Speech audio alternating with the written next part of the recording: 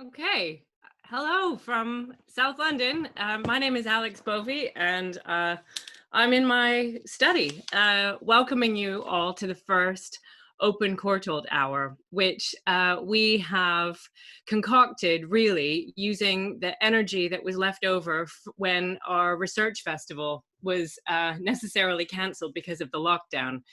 We've been having at the Courtauld Research Festival 2 times a year for the past few years. And this one was supposed to be on Friday night, but we couldn't do it. And we started to think about what we could do instead with all of the creativity and the ideas and the energy to celebrate art history and to bring people together at this extremely strange and uncomfortable and worrying time. And so Open Courtauld Hour was born. And the idea behind this, and since you're tuning in, I think you probably already know the main idea, is to have about 55 minutes of art historical talk. And that talk is sometimes going to be about the history of art and scholarly research, and sometimes about the practice of art history through curating or teaching, sometimes about the significance of art history in the world and of art as an active agent in the world.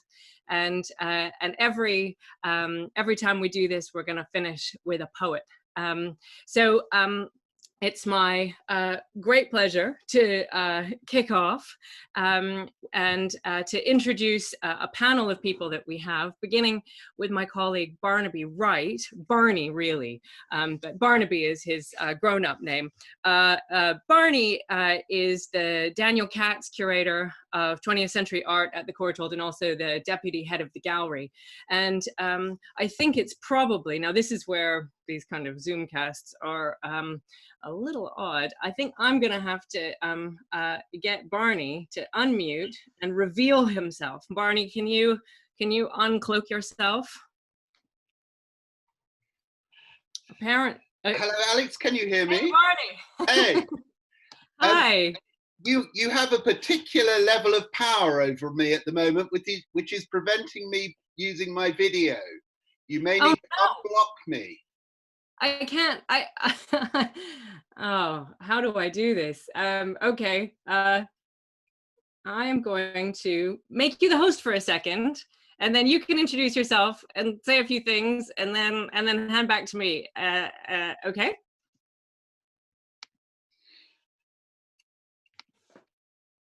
There we go.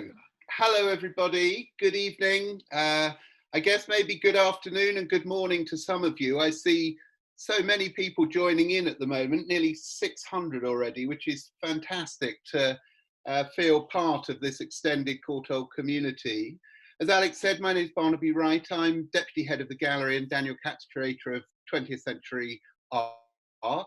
And very pleased to be here with you, beaming in from the wilds of rural Bedfordshire.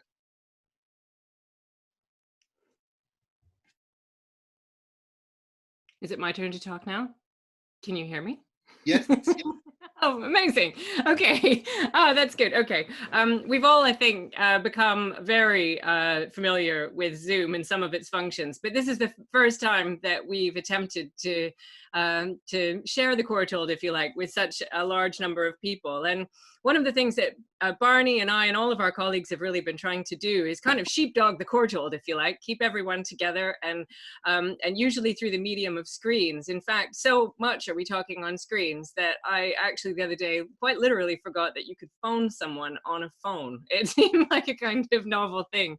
So Barney, maybe you can segue into your talk, because you're going to share with us a little bit about what the gallery's been doing. But maybe before you do, you could just say a little bit about what it's like being the Daniel Katz Curator of 20th Century Art in rural Bedfordshire, estranged from your collection, estranged from your colleagues, estranged from the constant thrum of the photocopier outside your office door.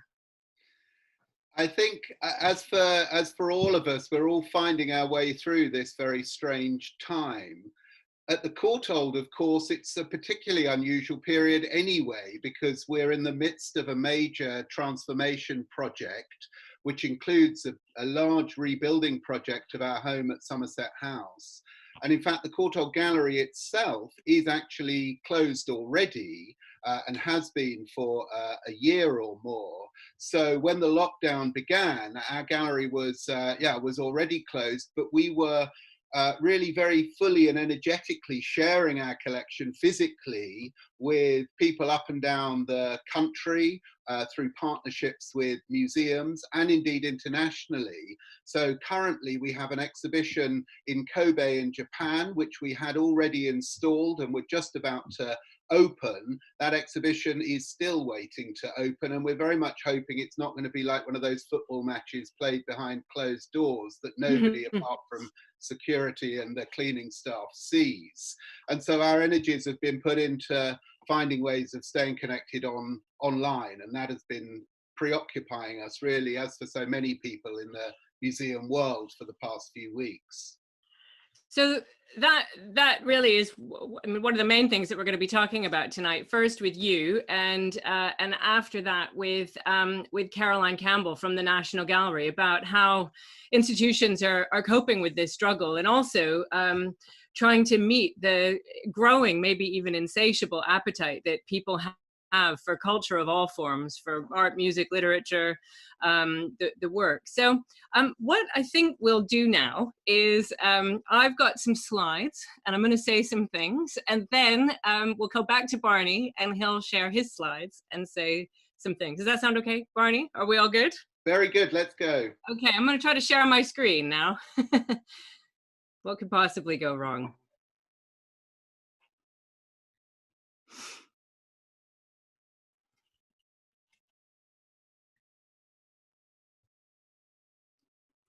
Okay, so as I mentioned, our research festival was supposed to be on Friday. Normally that is a kind of bacchanalian celebration of art history, of conservation, of creativity by the visual artists, performing artists, and poets as well. And we've redirected the energy from ResFest into this series, Open Courtauld online. And I've been saying to the, I think, irritation of my colleagues, it's one of my catchphrases, I think, that the Courtauld isn't just a place, or indeed now two places, because we're divided between Somerset House and Vernon Square near King's Cross. But it's not just a place, it's a community of people, a very big community of people who are bound together by a deep and I think sometimes fanatical commitment to art history and conservation. And what I want to do with the few minutes that I have and the slides that I have is to talk a little bit about this bewildering and challenging time, and how it's testing the resilience of us as individuals, of the health service. And next week, we're going to be talking about art and health. And I think then I'll be probably ready to share my own family's rather dramatic story of the National Health Service, which has played a big role in our lives in the past week. So our health service is being tested, our economy, our institutions, our communities generally, and also our supply chain. As people try to get all of the things that they need to eat and to keep them well and absorbed. And in this time, people are grappling with, I think all of us in different ways, with things like loneliness, anxiety of all kinds, macro and minor. Loss, I think, confronts many, if not most of us, all the time. Estrangement from one another. I think boredom is a fairly significant feature. But also, if Instagram is to be believed, it's a time of a great kind of upswing in creativity. Everybody, me included, seems to be baking bread if they can source flour. And I do have a source in South London, so if you want to know, just message me after. Listening to music, playing music. In my house, people have picked up instruments that they haven't played in years. Stargazing and making things, not just bread, but art as well. And I'm going to use this little slot to reflect a bit on that and the place of art, the place that art seems to be taking in this strange and unsettling period of time, and how through this lockdown, knocked out of our usual routines and trying to figure out things like how to trim our fringes. And I think Barney is obviously concerned about that. I think a lot of people are like, what, I've done mine a couple times. How to share bandwidth with family members who are working as well, how to keep the show on the road. Art, and in my case, I think especially visual art, has been sustaining and diverting and enriching. And we chose the Rubens portrait of Jan Bruegel, the elder, for the main image for this episode. And I'm showing you a beautiful detail of it from our own collection. We chose this to be the kind of poster image for the first open Courtauld Hour because it really resonated for us. So many of us are physically isolated from our friends, from our colleagues, from the people down the street that we used to say hi to, but we're also entwined with the people that we're incarcerated with, is maybe not the right word, but we're entwined with our families and our flatmates and our companions in under one roof as never before. And the tangle of hands in this picture, I think, really throbs with the tenderness of human caring, which is keenly felt, but also sorely missed during this time. And here's the whole picture, just to kind of orientate you within it. So during this lockdown period, and this is really something that is easy to pick up as a kind of very international phenomenon, artists, art workers, art organizations, and arts infrastructure are facing a generationally significant set of challenges. But despite this, it has, I think, been a really inspiring time to see how artists and art lovers and art workers have responded to the crisis, often with really immense creativity. I think one of the most striking things, and in fact, I just beat my own hands together until they stang on the path outside my house underneath the little say thank you NHS sign that my daughter Zoe made. Children and adults, it has to be said, all over the country have been making these beautiful signs to thank key workers, to thank sanitation workers, and especially to thank the NHS. So there's been a kind of amazing outpouring of kind of visual communication that way. People have also been drawing on this kind of landscape scale, this kind of land art meets kind of mapping software. This is a cycling route that is a drawing on the sat nav, and a kind of very kind of tender one it is too, through and around the streets of Berlin. And here's another. The actual location is harder to say, but a run, it looks like an immensely long run, that resulted in a drawing of the coronavirus in its emoji form, I think. And these and many other drawings can be seen springing up all over the world on www.strav.art. So there's kind of macro drawing where physical exercise comes together with drawing. There are also initiatives like the Artist Support Pledge, which was founded by an English artist, Matthew Burrows, which has invited artists to sell their work for £200 or less. And once an artist has sold £1,000 worth of their work, they then buy a work from another artist. And this is a kind of wonderful initiative that has kept a kind of art market running and helped to sustain artists, and also, I think, brought them new audiences. Who can have missed the amazing creativity of people as they have tried to recreate celebrated works of art in their own home. I'm not even going to try to guess at the species. I think it must be a pointer of some kind, as the girl with the pearl earring with a very carefully positioned price tag over its ear, and John Dempsey's Black Charlie of Norwich being beautifully evoked here using such wonderful details as a little red baby's shoe to match the portrait. And our favorite at the Courtauld, maybe inevitably, is this stirring, very, incredibly impressive recreation of one of the most celebrated and iconic works in our collection, Manet's Bar at the Folies Bergère, which is here in this Instagram post in miniature, but here it is in its full glory. And some of these kind of acts have made me think afresh about the works of art that they are emulating. I mean, I think it's often been commented that this Manet is a work that is about isolation and about the intense feeling of loneliness that you can have in a very crowded room, which seems to be something that you can read into her, maybe project onto the girl at the bar's facial expression. Other works in our collection that I've thought afresh about include Cezanne's famous Card Players, which has always been kind of mildly transgressive, at least mildly transgressive since the mid-90s because of the smoking and maybe recently because of the gambling. But now I think, well, they are just too close, you know, they're just too close. They need to have a bigger table, or maybe they should be gambling online.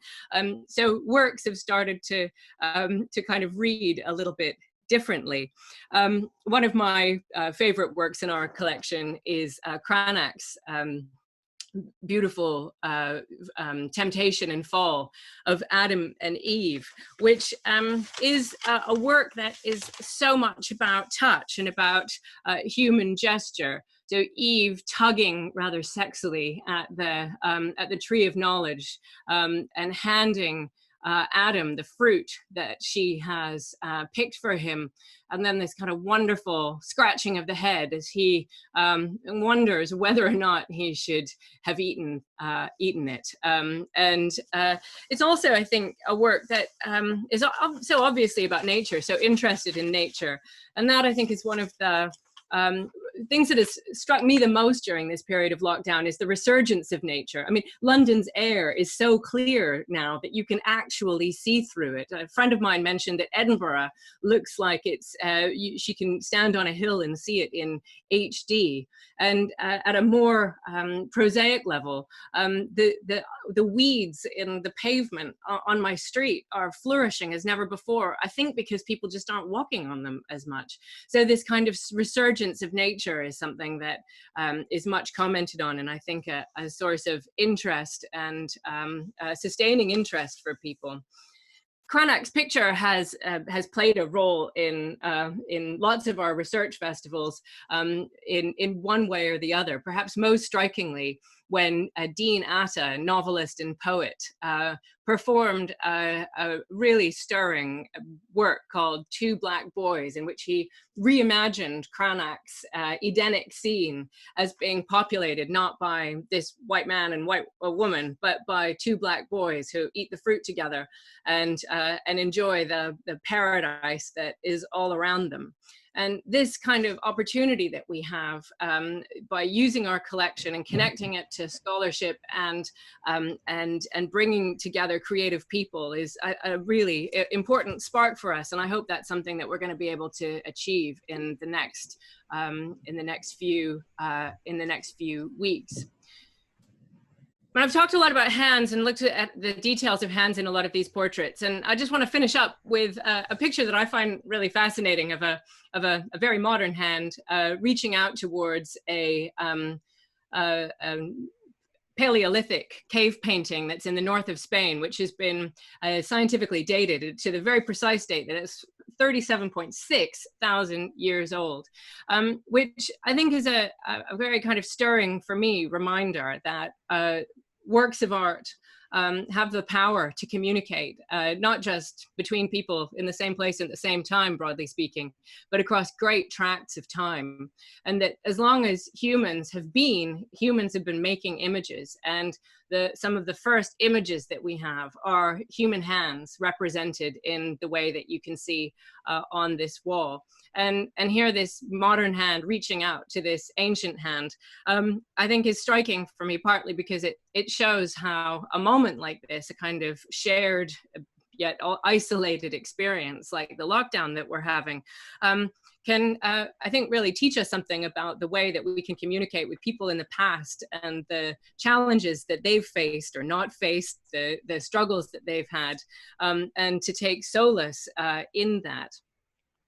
And that kind of human impulse to draw in times of adversity is one of the most powerful. So my final picture is of a hand just the other day drawing a picture, this kind of deeply ingrained impulse. Now, we'll come back at the end to the next topics that we're covering, but I've already mentioned art and well-being on the 7th of May. After that, we're going to talk about the future of art history, and after that, women artists. And I'm now going to ask Barney, if I can figure out how to stop my share, which I think I haven't done.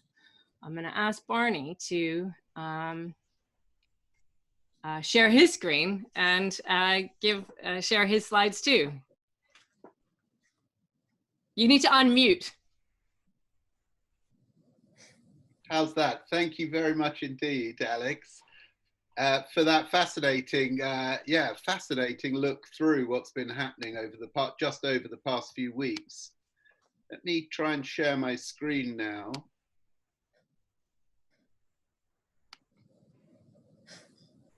Does that seem to have worked?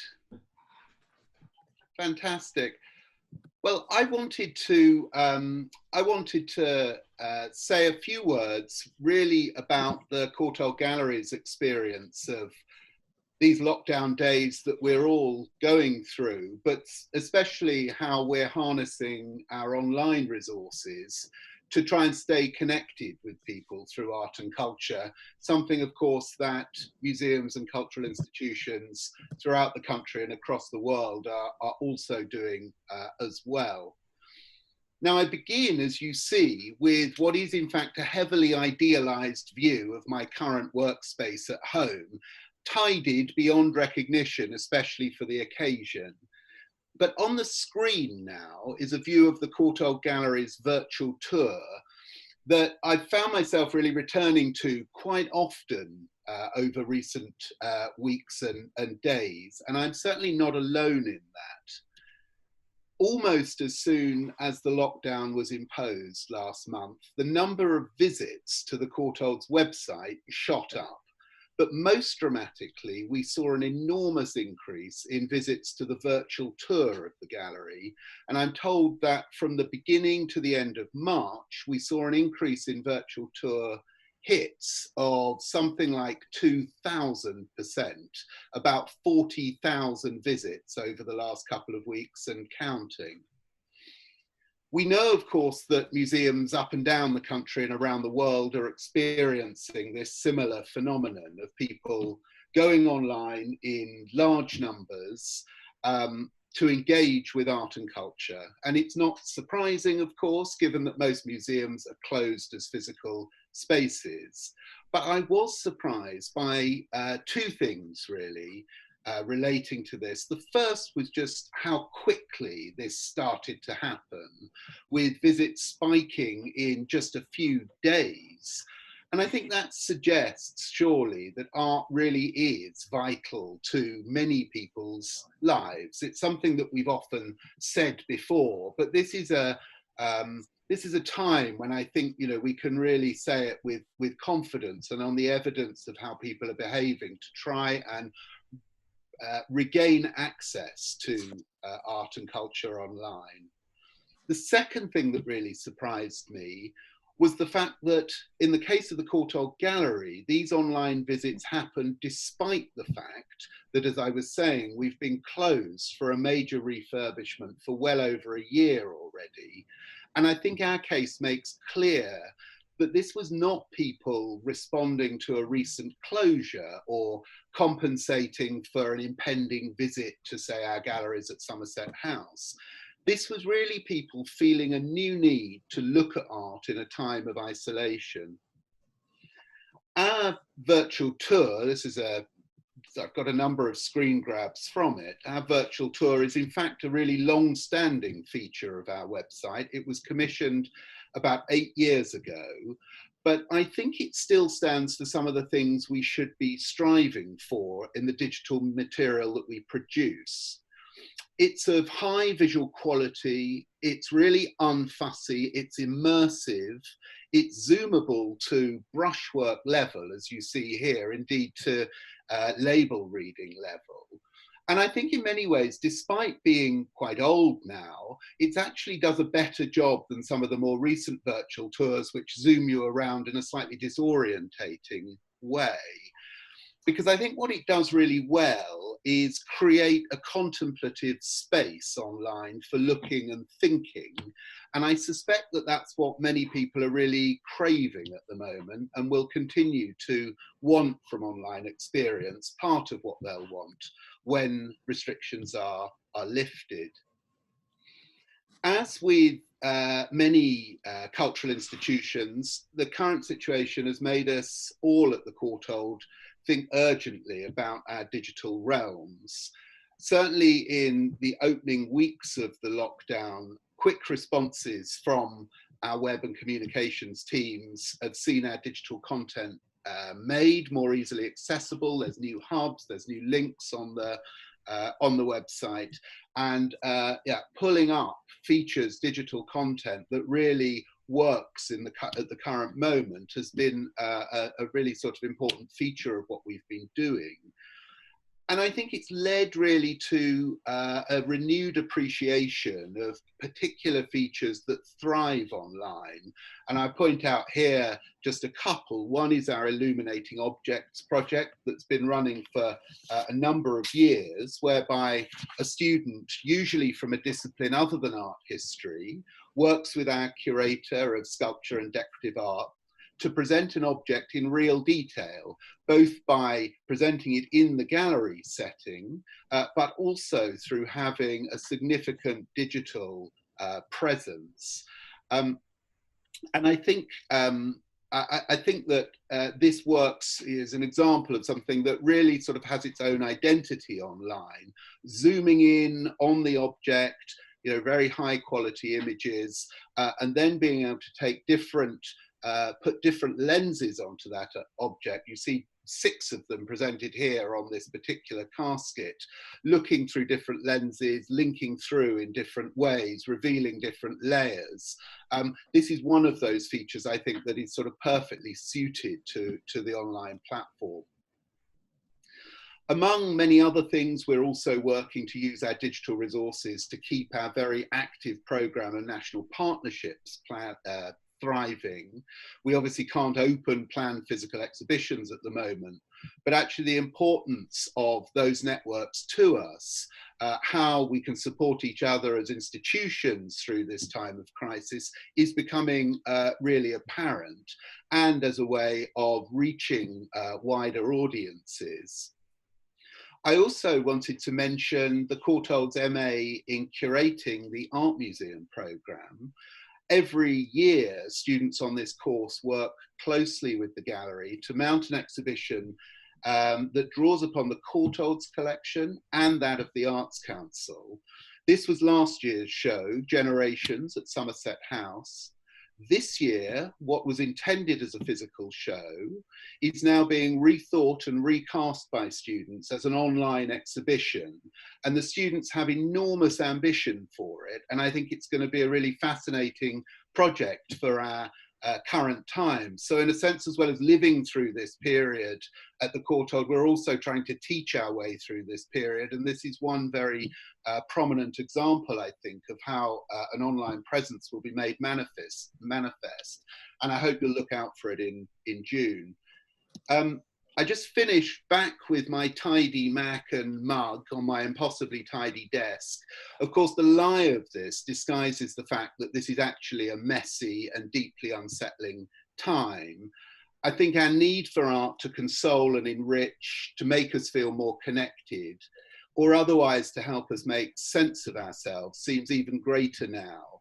And I think cultural institutions like the Courtauld are having to react at pace to improve and enrich their digital estates to meet some of those needs. And I think my sense is that for many of us in the museum world, even if we've long said that digital content is important, we really feel that with a renewed sense of kind of reality. We really believe it now in a different way. And I think it makes crystal clear that terrific online content is of huge value and that it'll become of even greater importance to us all in the future, that we all look forward to after the lockdown. Thank you very much. I'm going to try and stop sharing now. Oh, you stopped sharing with great elegance and aplomb. You're a pro at this now. I'm impressed. I'm glad that's worked. I'm going to now try and hand over. Alixe, I think you'll introduce, but I'm going to make the host. Okay. Now, Sorry, I have to narrate this because it's a little strange. You can imagine we're not we can't do it like the Channel 4 news team. Caroline, Okay. you are now in the position of being the host, which should mean you can switch your video on. Okay. Well, Caroline. Yes, I can. Hello, everybody. It's great to be part of Caroline. this evening. So Caroline also appears to be drinking a glass of gin disguised as a glass of water. So Caroline and I actually live really close together, maybe like a 20-minute cycle ride if you're going slow. So it's extremely strange not to have seen her for so long, and lovely that you could join us, Caroline. What I'm going to do, I'll introduce you quickly, and then you can just take it away, okay? So Caroline. I met Caroline on my very first day at the Courtauld, so we've been friends for at least 10 or 11 years, actually much longer. And she has had the most amazing career and is now the Schroeder Foundation curator of, sorry, that's wrong. She was the Schroeder Foundation curator of paintings at the Courtauld Gallery.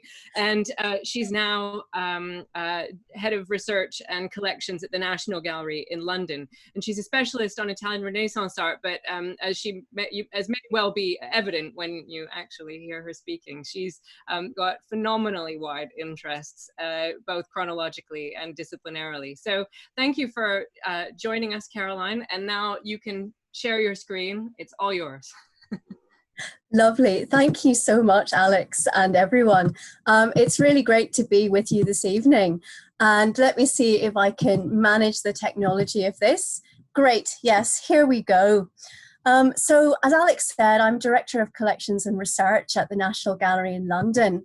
And I would say the weirdest day of my museum career, indeed one of the weirdest days of my life, came on the 18th of March, about 6 weeks ago, at about 6 p.m, when we at the National Gallery closed our visitors to our public.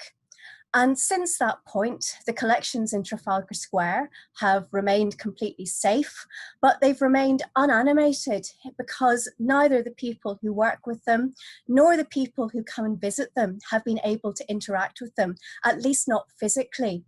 And if you've walked past Trafalgar Square in the last few weeks, as I have, on my social isolation walks, you'll have seen that the gallery is still standing proud at the head of Trafalgar Square, where the gallery's been for about 180 years. It was founded more like 200 years ago. And in that almost 200-year history, the gallery's only previously been closed on one occasion, and that was during the Second World War. And on that occasion, the gallery evacuated its collection of great masterpiece paintings. They ultimately ended up in a quarry in Wales. This is the pictures on their way to Manod. But the gallery was far from empty during this period.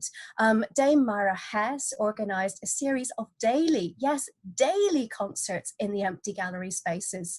And because there wasn't an enormous amount of cultural life going on elsewhere in London at that time, they were phenomenally popular. You can see from this wee slide from one of our photo albums in the gallery archive, people queuing around the block. And they did that not just for the concerts, but for the exhibitions of contemporary art that the gallery put on. Now, all the same, despite all this activity, by the darkest days of the war in late 1941 and early 1942, people were really beginning to miss the collections that were normally held in the gallery space. And a sort of public campaign began to bring the pictures, or at least some of them, back to London. One letter writer to the Times in early 1942 put it, I think, really evocatively and beautifully. London is brutal, London is scarred, so we need beauty in our lives more than ever. And the gallery listened to this public appeal and in fact said to the public, choose the picture you want to come back. The picture that was chosen was not one that the then director, Kenneth Clark, would have wanted. He couldn't really understand the choice. It was a painting by Titian, Noli Me Tangere, and I'm showing you here on the screen the installation in February 1942. This picture became the National Gallery's first picture of the month, and that's a tradition which we've kept up until this day. In fact, it's still a really important part of our programming. Now, I really wanted to reflect about what Titian's "Don't touch me, noli me tangere" meant in that time of crisis in the 1940s, and also in our new but rather different moment of crisis now. And the painting was made by Titian, one of the greatest Venetian Renaissance artists, I'd say one of the greatest artists of all time actually, in Venice in about the year 1514, when he would have been in his mid-20s. And it shows absolutely one of the key moments in the Christian story. That's on Easter Sunday. It's told very beautifully by John in his Gospel in chapter 20. Mary Magdalene goes into the Garden of Gethsemane where Christ's tomb is. She discovers that the body has gone from the tomb. She is absolutely appalled. She seems to run distraught through the garden. She says, "Where have they taken my Lord?" And the first person she comes across is somebody who she thinks is a gardener. And you can see in Titian's painting, there's a figure who's holding a hoe. But what Titian captures in such wonder is the moment when Mary, the woman in the front, realizes that this is not a gardener. This is the figure of Christ himself, still wearing the clothes, the grave clothes in which he'd been buried 3 days before. And as you'll see, she reaches out instinctively to touch him. And you can see just as instinctively, his body recoils away from her. And one of the most powerful things about the painting are her eyes and how horrified, how sad they are at this moment. Now, Christ goes on to explain why she can't touch him. It's because he's transitioning from being simply human to also divine at this moment. But I think this a sense of touch, of her needing to touch him, to understand him, is something which is very key to human existence. Now, we're primates, and like other primates, we get our social affection, our interaction very, very, very much through touch. And one of the most difficult and disturbing things for all of us in the last few weeks, apart from those people who are tragically ill or have died, is the fact that touch has suddenly been taken out of our lives. I remember in early March, I was still kissing people, I was hugging people, I was greeting my neighbours in the street, and then suddenly within a very short period of about 10 days, that became no longer socially acceptable. And in about 10 days further than that, we were frightened by touch. We were frightened of coming into close proximity to people. And in fact, we were told, as we do now, we have to stay 2 meters apart. So touch has become terrifying rather than one of the things that makes us human. And I think the most terrifying is that people at the end of their lives, people who are dying, cannot be touched by their care professionals, cannot be touched by their families. And touch instead becomes something which is tantalizing. It's something we see on a screen. It's there and it's ephemeral and it's gone. So coming back to Titian's painting, what can this tell us about touch, and what can this tell us about the moment that we're in and the role that art can play in it? You could be very pessimistic. You could say, for goodness sake, this is nostalgia. We're never going to be able to touch people again. Catch yourself on. Let's just look at a new future. I'd prefer to be, I think, much more optimistic, but also more thoughtful about the role that great art, like Titian's Noli Me Tangere, can play in our lives. And one of the things that struck me most about the last few weeks as a museum professional, and more than that as a person, is the way in which people have taken art into their lives, into their homes. People are using images, the digital images that Barney and I have been talking about, not just for entertainment, but for real solace, for pleasure, for beauty, for the things that sort of make us real. And to paraphrase that writer in 1941, take us out of a brutal and difficult past and put a present and put us into a world which has some real perfection there. So I think in this new world we're entering, this brave new world, museums like the National Gallery, the Courtauld, all collections have a real, and the treasures that we hold inside them have a real responsibility. We have to make that art work harder than it's ever worked before. And in fact, I'd say that's what it's doing at the moment. And it will do much more of that. We have such a role in binding ourselves, binding our world back into society. And by art, we can do this through the great story of shared humanity. And we can be part of it, even if we can't leave our homes. So to conclude, I'd say the role of art in our new situation is actually to replace, in some ways, what we normally get from human contact, to touch us in innumerable ways, and to bring a sense of joy, a sense of pleasure, of connection, and of purpose back into everybody's lives.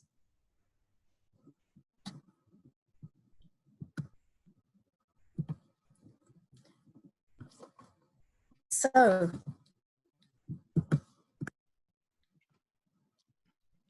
Caroline, thank you very much indeed for that. And what a fascinating picture that was for then, but also for our current times.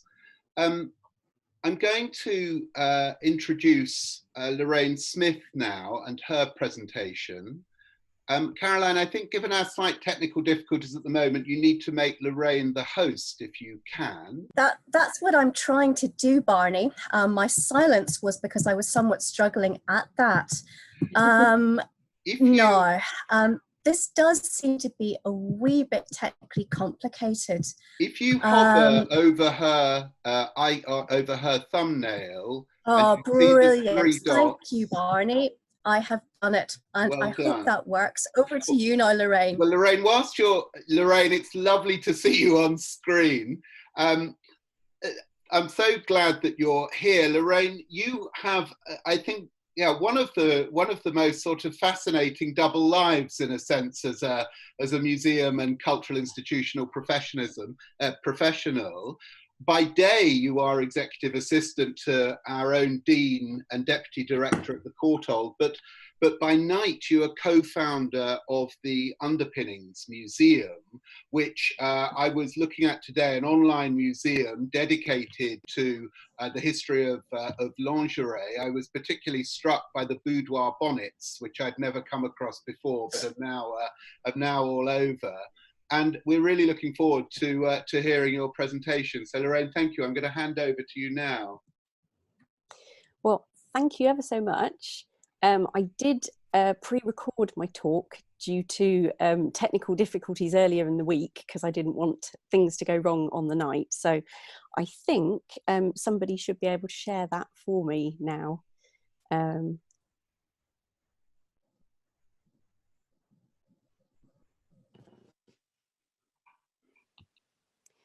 Hello, my name is Lorraine Smith and I'm an independent researcher specialising in 20th century dress and textiles with a particular interest in underwear. I'm also one of the founders of the Underpinnings Museum. As the first few weeks of lockdown unfolded, I found myself rediscovering the joys of Twitter. Not just history Twitter and museums Twitter, but also mainstream Twitter. What was once a stream of people screaming into the void or trying to look like they were living perfect lives slowly became a more truthful timeline of folks stuck at home, wondering if the rest of the world was finding it as hard as they were. Instead of rants and outrage, I started to see more light-hearted content appearing in my feed. As a fashion historian, of course, it was the clothing stories which stood out the most to me. In fact, I've even started a project called Lockdown Fashion to document these stories. The tweets which fascinated me the most were from women declaring with glee that they don't need to wear a bra anymore. Having undertaken rather a lot of research on the bra, this seemed like a useful starting point for a discussion on getting dressed or not during lockdown. So firstly, let's address that word need. Why is there a belief amongst some that a bra is necessary? To explore this, I'm going to look at my own fashion history research and also the research of scholars in the field of fashion psychology. One of the reasons that a bra is considered to be an essential garment by so many women is that we've been told that it is, not just once, but for decades. From the 1930s adverts for Kestos, which claimed that their brassiere ensures the high breastline that fashion demands, to the 1940s form-fit life bra, which lifts, moulds, corrects, holds, and the Peter Pan bras of the 1950s, which offered a solution to the problem of a small bust. Women are taught to view their bodies as in need of fixing or correcting. Bra advertising may have become slightly more subtle since then, but the notion of underwear that is flattering for your figure has remained, as has the ideal of a youthful, uplifted bust. By the 1980s, lingerie companies were advertising a wardrobe of bra styles to suit different lifestyles, occasions, and outfits. Going without a bra was simply not a consideration for the fashionable woman.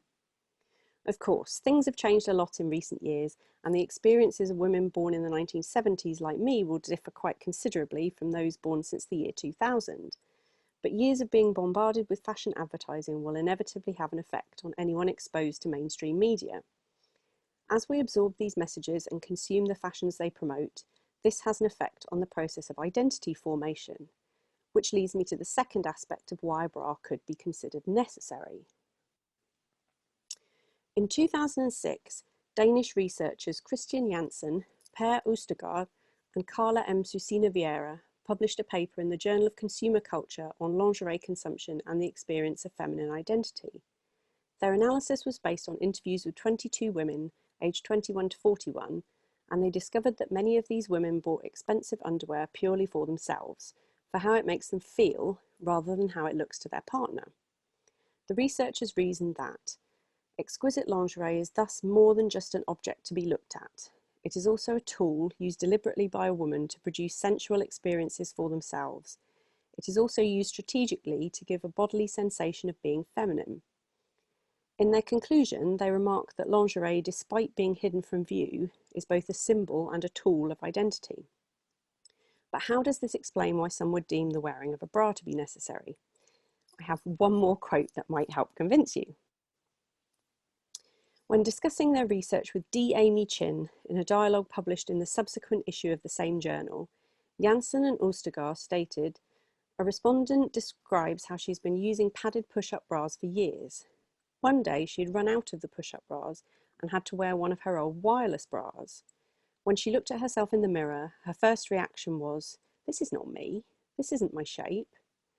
When I was undertaking research with Amanda Leon Joyce in 2016 on the topic of identity, underwear and trans non-binary gender, this particular observation struck us both as very important.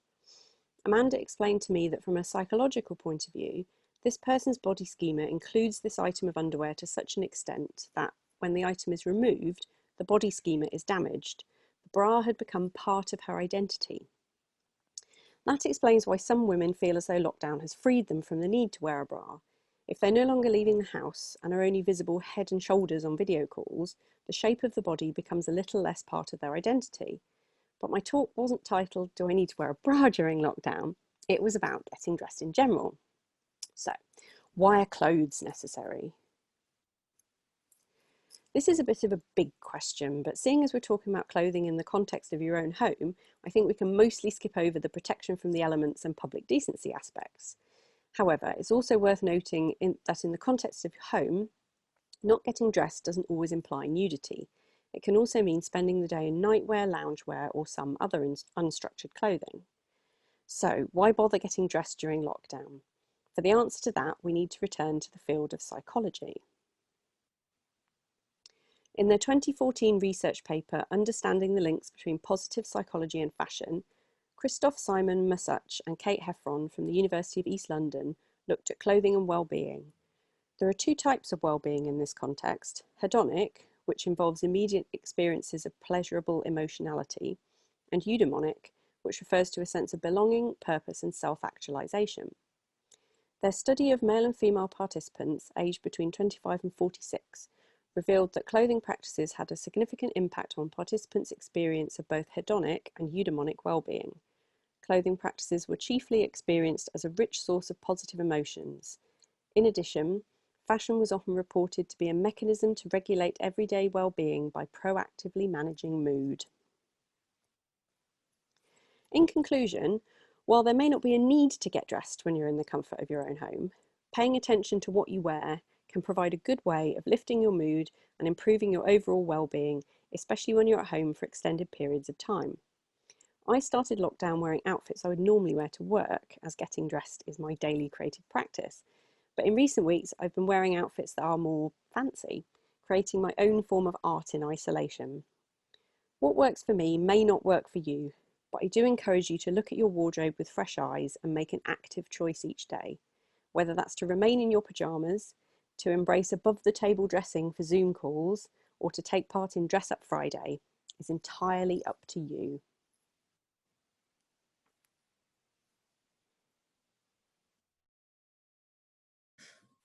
Lorraine, thanks. And thank you for introducing us to the concept of above the table dressing. And I think we've all now experienced how that can go a little bit wrong. All you need to do is get the doorbell ring and stand up, and then everyone can see that you're wearing trousers. Thank you very much. That was really wonderful and took me back to my teen years with some of those photographs.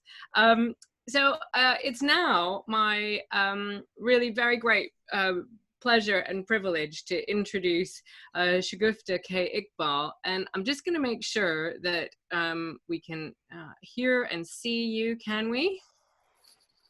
Can we hear you? Hopefully you can hear me. Can we see you yet? Okay, I'm going to make you the host.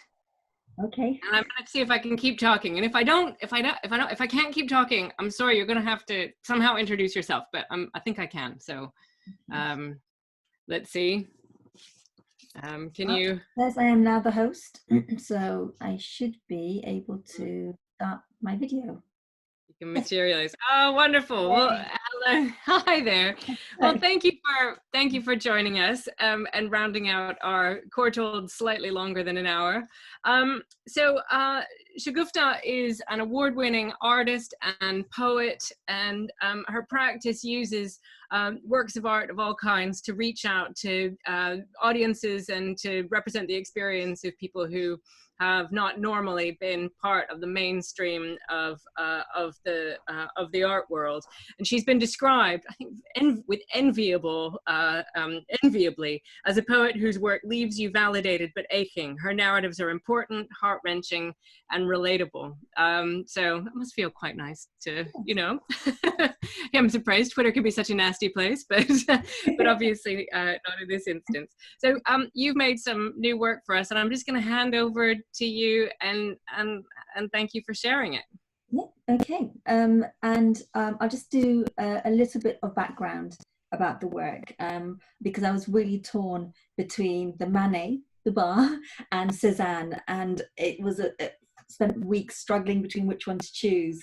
And I really wanted to go for the Manet because I saw the Manet painting every day of my life while I was at school, never thinking I would ever be involved in the arts industry or have gone to university, done art history, and been engaged with the Courtauld, who currently hold the Manet work. So I was really drawn towards that. But the Cezanne, there's something about his work that really is quite obsessively beautiful to me, and I wanted to really focus on him as an artist and his work and the journey around that, and some of my own sort of overlaps with Cezanne's work and spending a fair bit of time in south of France, particularly staying with a friend.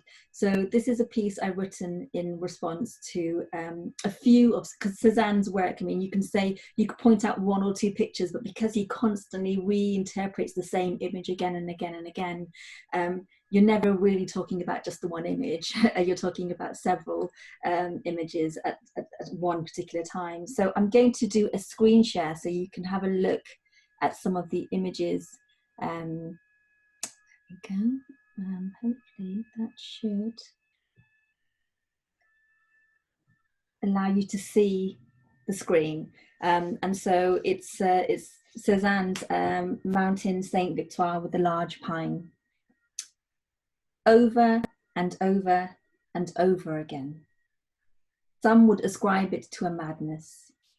Those slopes in their spotting of soft pink snug against the blue fold of mountain skin. From here, they look like the holding up of knees to a hurt chest. In the distance, an impractical bridge. Or maybe an aqueduct walks right out of the sunlight of this place. Here, landscape fields look more like the gentle rise of graves than village. And I climb onto the ankles of this land, angular and rigid against the heel of my foot. I am pregnant here, but I do not know it yet. I still drink darkest of wines and creamy cheeses, unaware how life inside life will come unraveling like grey scree in hopeless hands. I believe mountains offer me something that I cannot find anywhere else. And I climb them in a madness that I hope the tip can rid me of, in an obsessive anticipation of whole new perspectives, this time framed by that virkshana of a pine tree, a lone pine tree, that is less a prayer and more the shying away from sky, a gentle placing of fingertips on the blue kiss of a mountain. The memory always remains in the soles of my feet, but my eyes easily confuse one terrain with another. Maybe it was not Sainte-Victoire at all. In fact, I remember a white chapel at the top of this mountain, a wall, ready for the placing of candles, and crumbling gaps between stone offering itself up as a hope for prayers. But these days, I do not know where to begin with prayers. In fact, if I really think hard enough, if I can really pull my memory towards itself, back on itself, instead of letting them bleed into one another, maybe I really visited a chapel in Digne. Maybe it was not Sainte-Victoire at all. Maybe there was no pine tree there at all. Maybe there was no pine tree there at all, and only men sat at a table.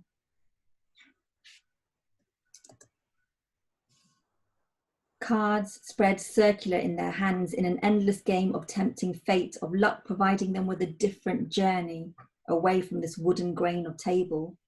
Shoulders hunched, I await the decisions I cannot seem to make for myself. Did you know that in one version of this painting there is a boy, a small face? I watch him, watching cards, his small face immersed in this game, dark hair set against wax skin, caught eyes down, forever waiting an outcome. He makes me think of you, although you are not here yet. He makes me think of all the things I am not ready for. Instead, I keep following the incline of what I should do. Cards are falling over my head, a mountain, a chapel, all the things that test you amongst the brittle crinkle of leaves in a wet forest. I am not divorced here either. Not yet. Here I am forced to stare at a blank page. What am I supposed to say to God? What message of myself do I leave behind on a mountain, an endless chain of mountains that I seem to find myself climbing? I have often told myself that I love the thrill of a mountain. I climb them in a madness that I hope the tip can rid me of, in an obsessive anticipation of whole new perspectives.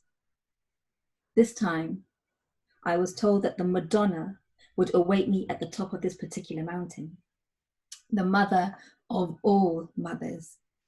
But this is not true either. On walking into a tier full of caves, the wrong Mary greets me.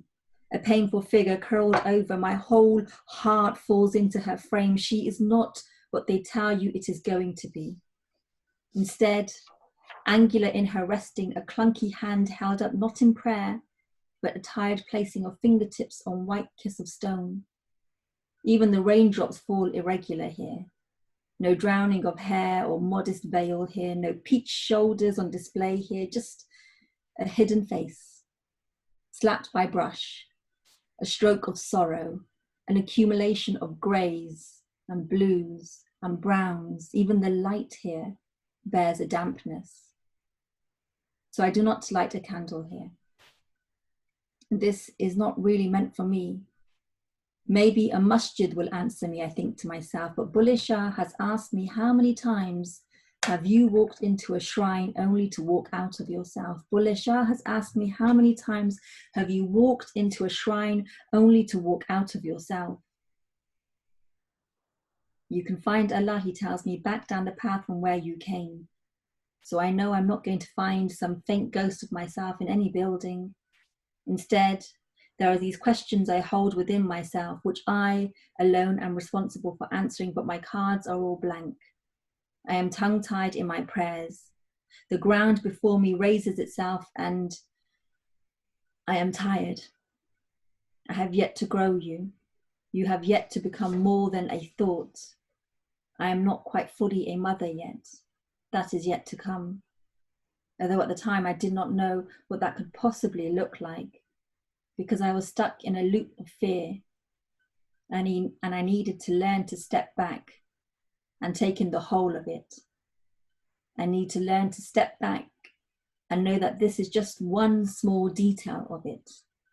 I need to learn to step back, reframe that niyat in my prayer. I need to learn to step back.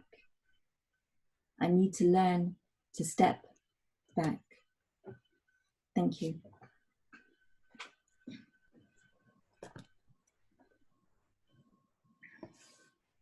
Oh, it feels so strange and unnatural not to be able to applaud at the end of that. Thank you so much. It was really very beautiful and moving, and such a stirring response to those works of art. And you know, impressive that you got the card players in. I mean, like both of us seem. I'm surprised. I'm normally not drawn to the card players. I was today, so.